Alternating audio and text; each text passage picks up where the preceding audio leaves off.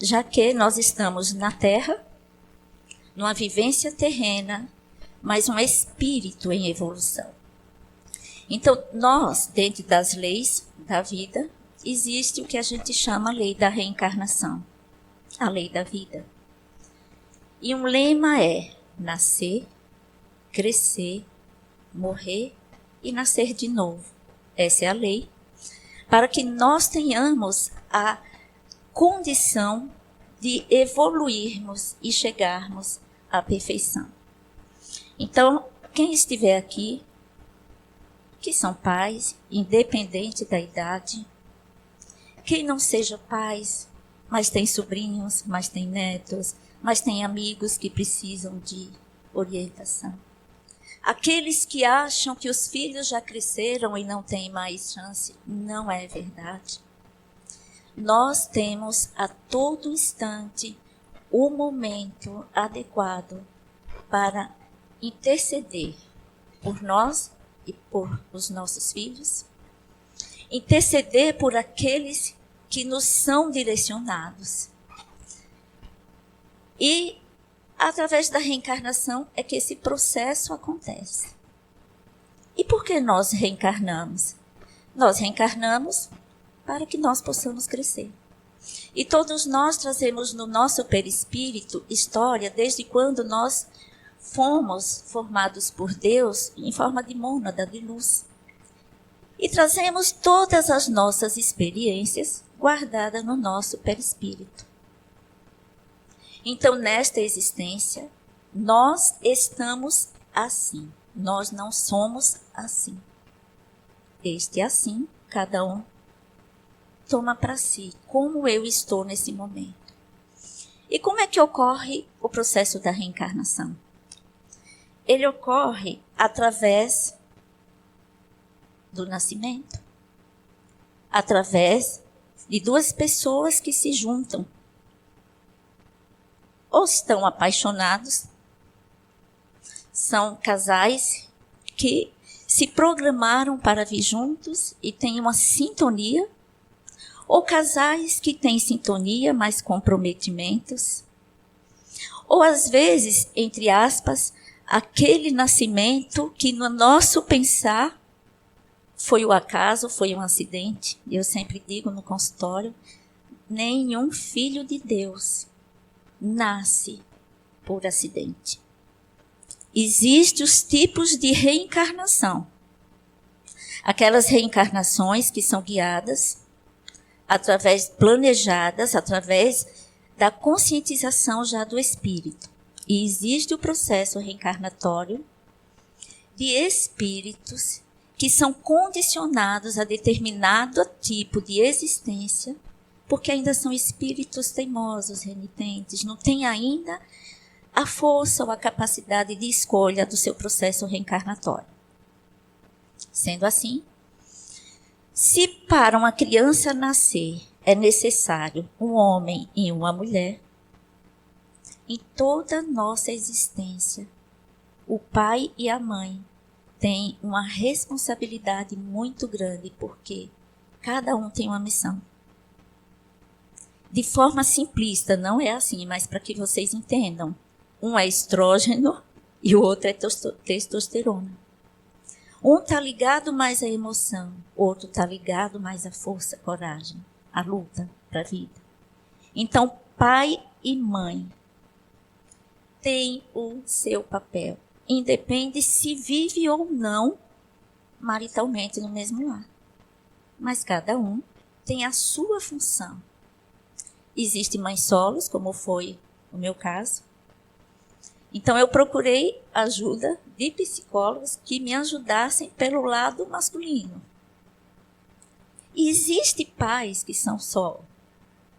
E pai não é mãe. Então, sempre que existir um casal que se separe, não existe ex-pai nem ex-mãe. Se estão na família casados, cada um tem a sua missão. Nem a mulher querer ultrapassar a função dela, nem o homem se negar a própria função e querer também abarcar a função da mãe. Então, a gente percebe que para o equilíbrio do filho, é necessário o equilíbrio do casal. Existem tipos de famílias. E, a depender do tipo de família, isso decorre de quê? Do estágio espiritual que os pais estão, do estágio psíquico que os pais estão, da história de cada pai e de cada mãe, que decorreu dos seus pais, e assim vai.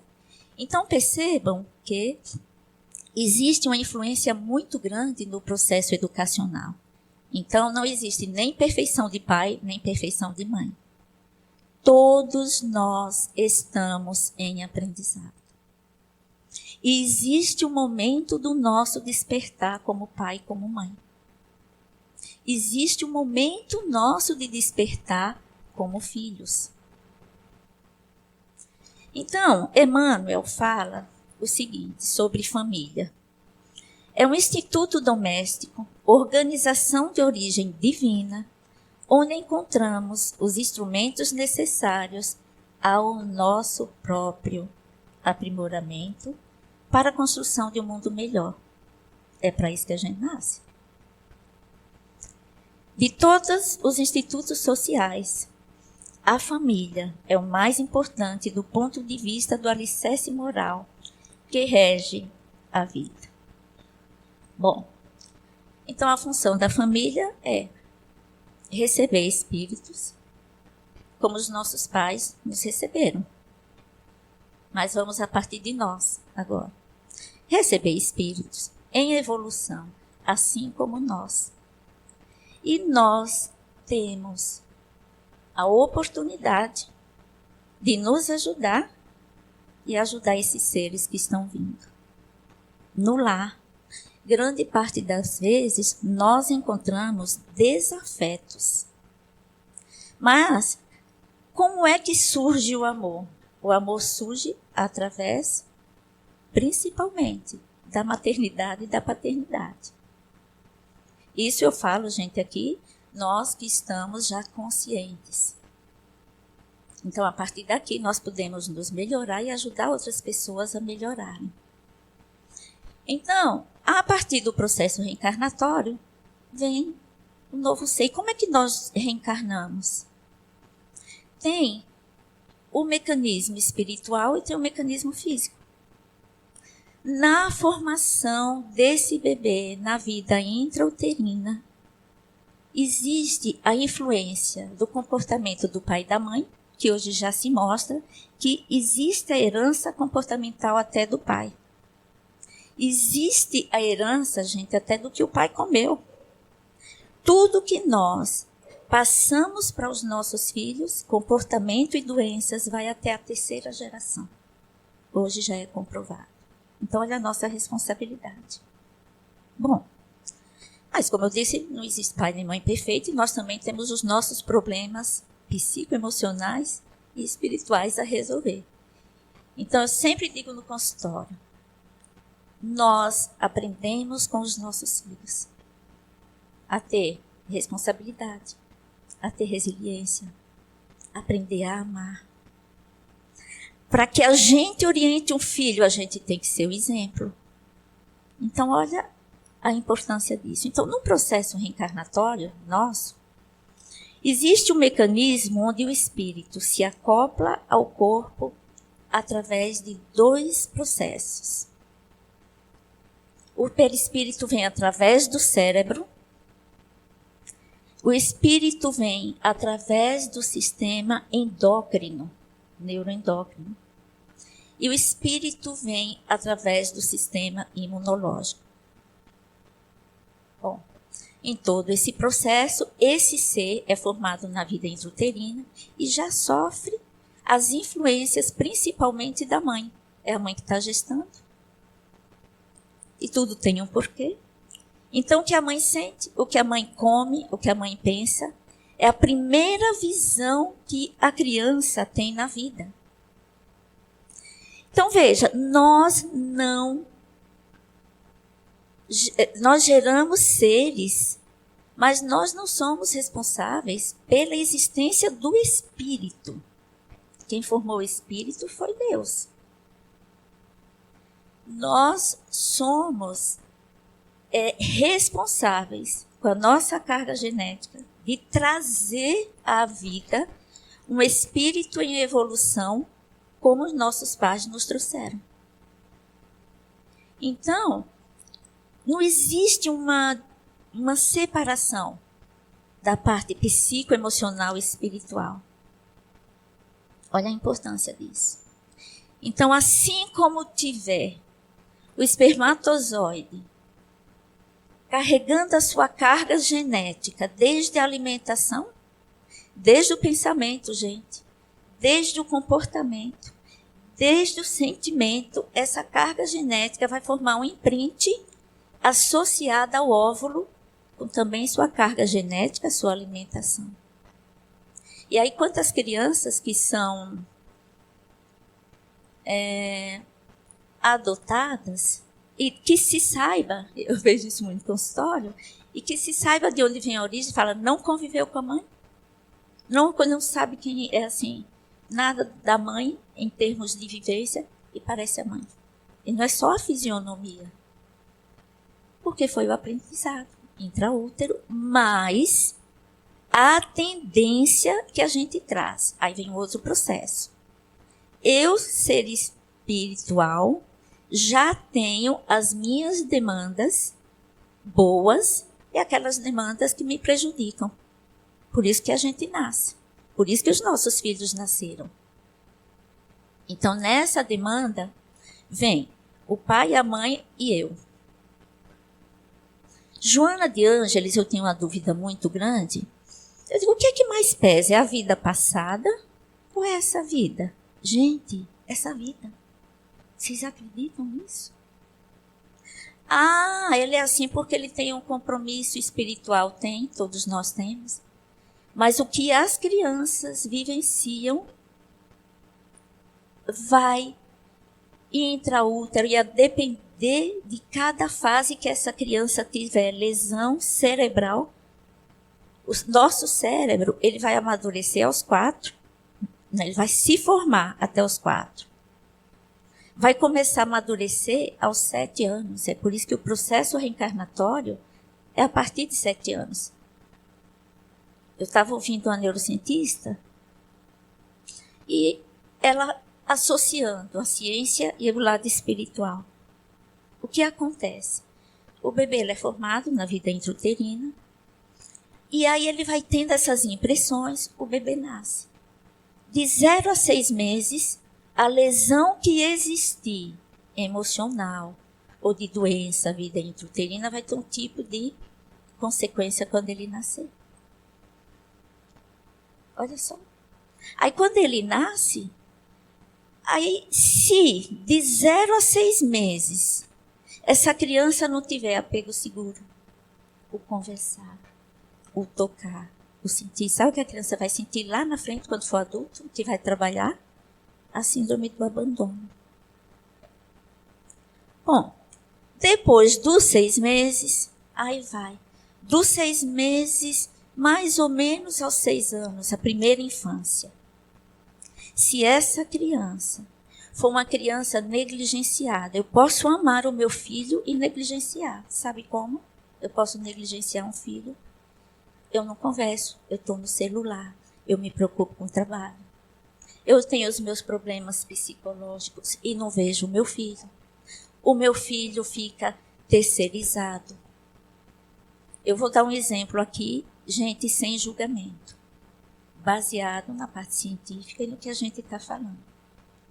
Quantas vezes eu vou dar um atestado porque uma criança está doente? Não é julgamento. E eu ouço assim, ai doutor, o que eu vou fazer com esse menino dentro de casa? Eu fiz cuidar. Ai doutor, eu não aguento. E quem diz que a criança não sabe disso?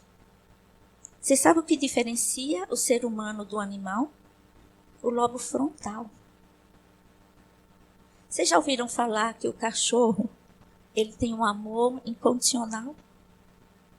O cachorro é emoção, ele está em aprendizado. E muitas vezes o cachorro dá mais atenção à cria do que um pai e uma mãe ao filho. Agora, existem os casos, lógico, depressão pós-parto.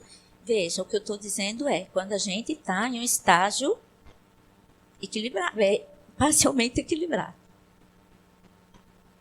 Muitas vezes a gente está em desequilíbrio emocional e a gente esconde isso da gente. Então, a influência paterna e materna, psicoespiritual já começou. Então, se essa criança tem ausência de pai e mãe, quer pai presente ou não, pais presentes, pai que morreu, pai teve lesão, a depender da idade, vai ter X comportamento, e o que é que todos nós muitas vezes trazemos até hoje na nossa existência. Isso atrapalha em quê? Autoestima, sentido da vida, respeito ao outro. E aí o que é que acontece? É na infância, principalmente, que a gente tem a chance. Por quê? Porque na infância o cérebro da criança não está desenvolvido, amadurecido. Vai em desenvolvimento, vai amadurecendo. E aí, nessa fase onde a criança é bela em comportamento, a criança sorri, a criança aquece, a criança perdoa. O que é que Jesus nos falou? Seja puro como as crianças.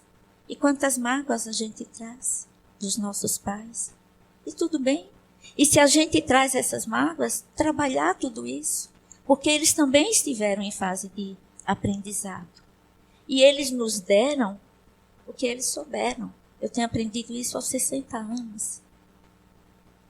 Então, a nossa conexão com essas crianças é importante. E hoje, essas crianças estão terceirizadas. Nós estamos nos terceirizando para isso aqui, ó. Eu vejo em restaurantes. Eu vi um dia desse. A esposa assim, o marido assim, e a filhinha sentada comendo.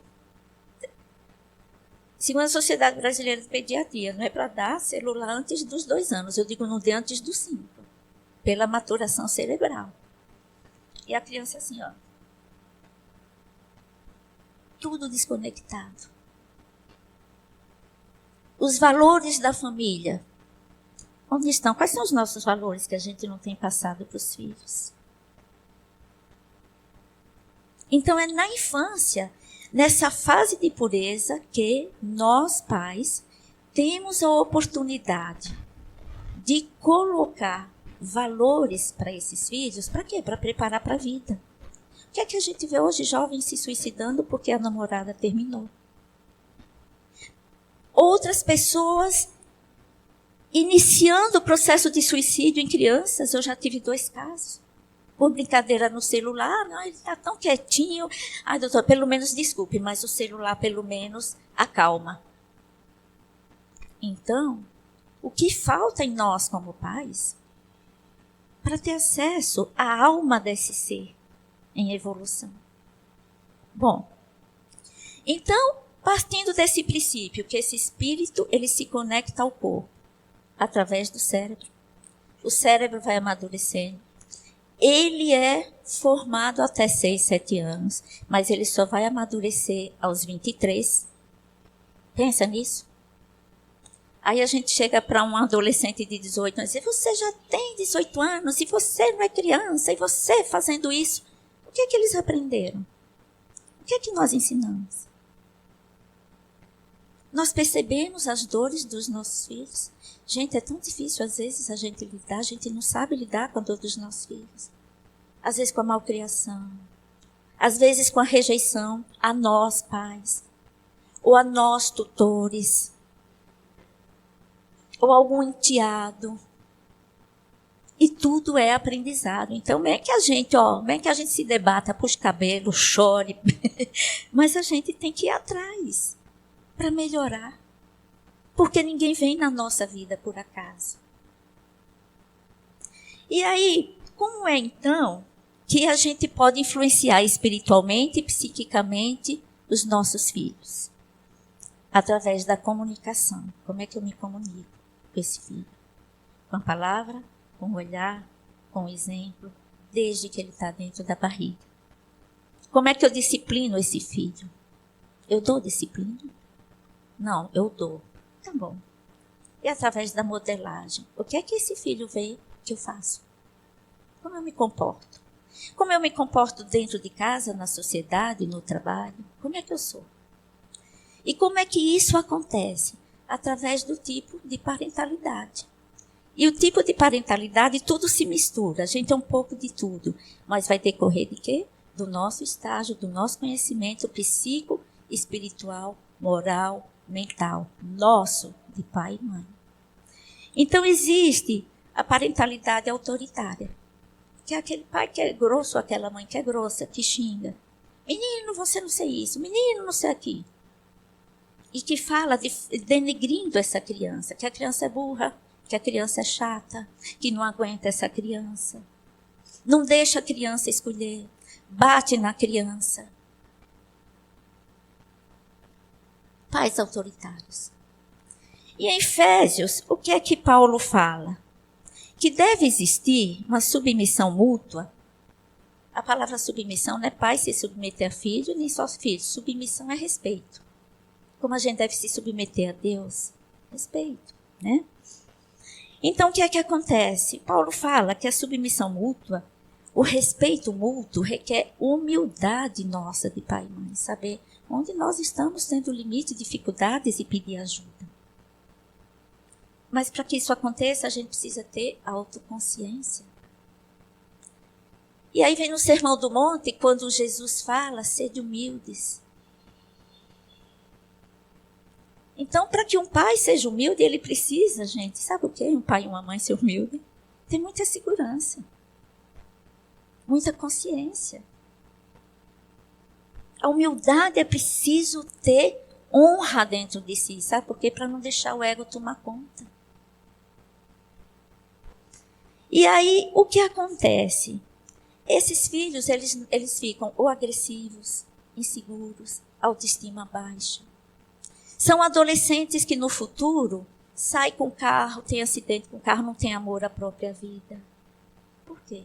São pessoas medrosas. Veja, isso é um geral. Isso não é bater martelo, mas é um geral. Por quê? Porque aqueles que deveriam dar segurança, amor, caminho, também não souberam dar. Então, para a gente se atentar, que tipo de maternidade e paternidade a gente mais predomina? Existe aqueles pais que têm um autoritário e o outro é o pai que tem a educação autorizada. O que é a educação autorizada?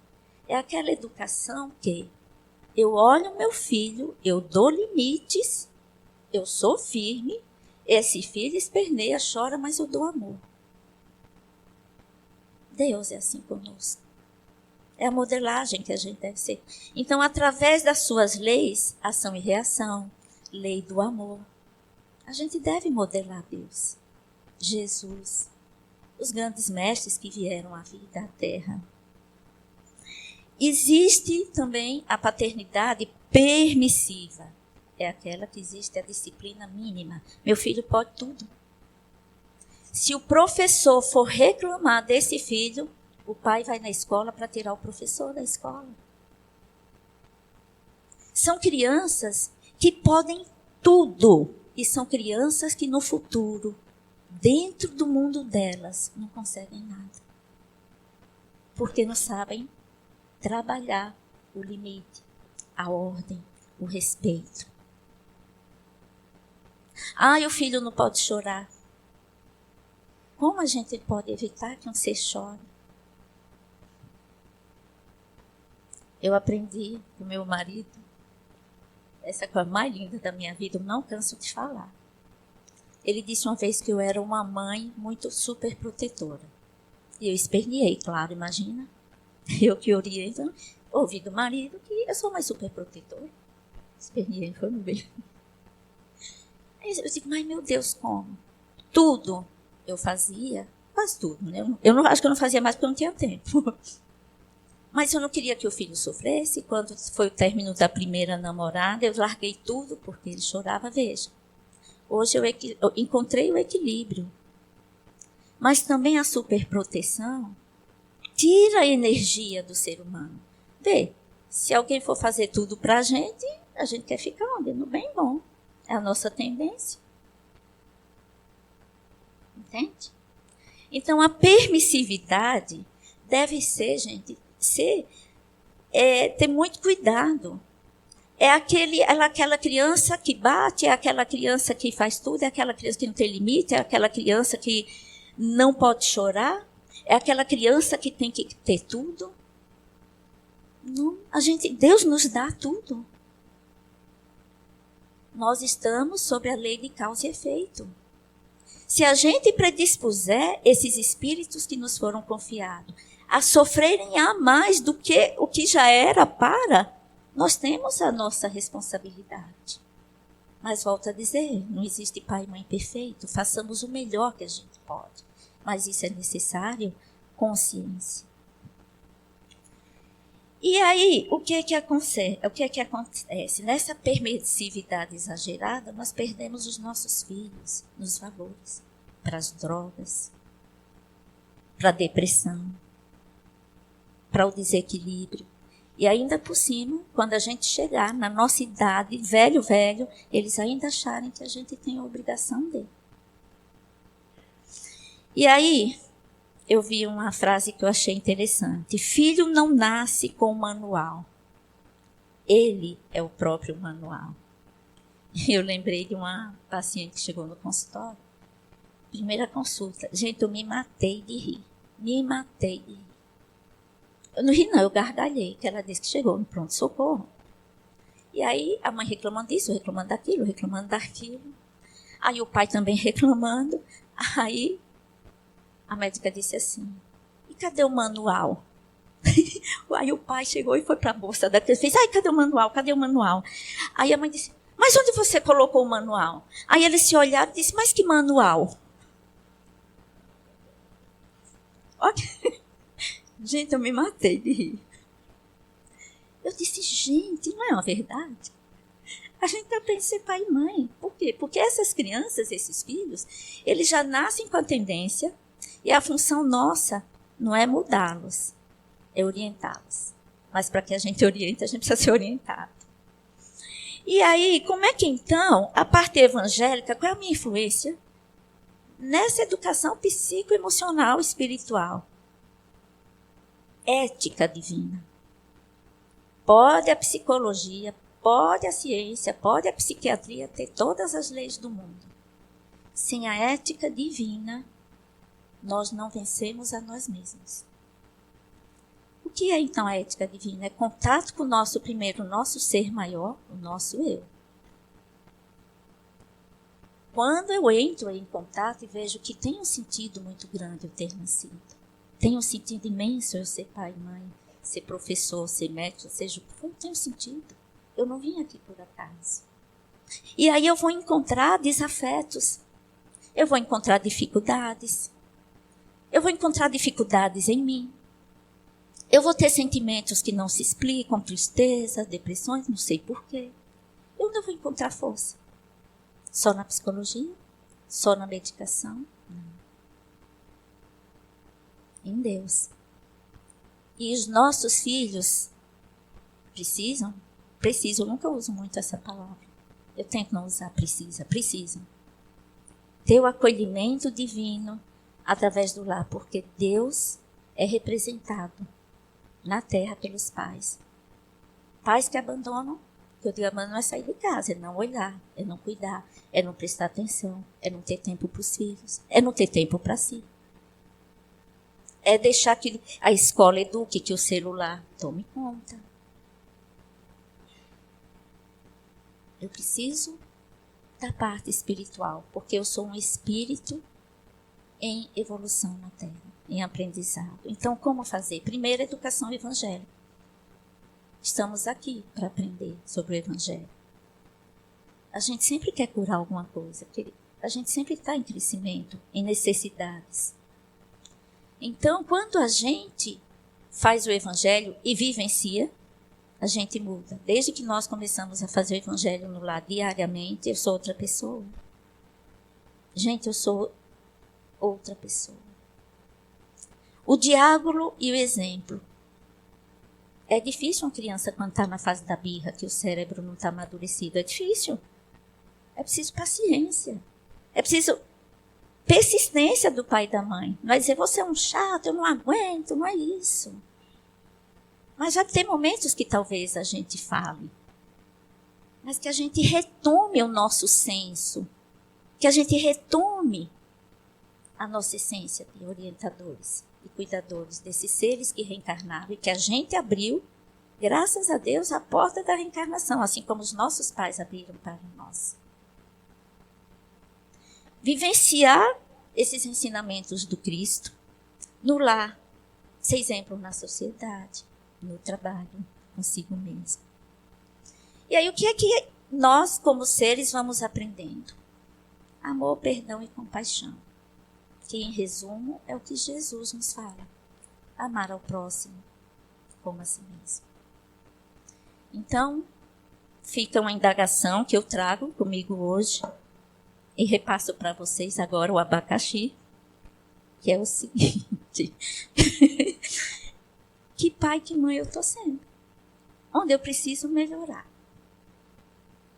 A culpa sempre vai existir. Olha, eu não sou de usar jargão, não, sabe? Mas esse eu acho interessante. Diz que sempre que nasce um filho, nasce um pai e uma mãe culpado. Eu não sou de usar esse jargão. Mas isso é interessante. Onde eu posso melhorar? Os filhos já cresceram. Onde eu posso melhorar? Meus netos chegaram. Onde eu posso melhorar? E o segundo abacaxi, para cada um descascar, que o meu eu estou descascando. O que fizeste dos filhos que vos confiei? Essa é uma pergunta divina. Que Jesus nos abençoe.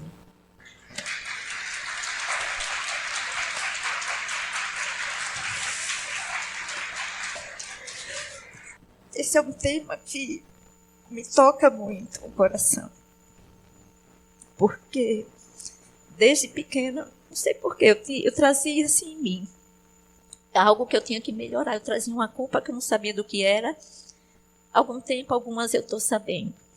Mas a nossa busca de melhoria é fundamental. Então, que a gente possa também ajudar aqueles que estão ao nosso lado, aos nossos filhos. A todos.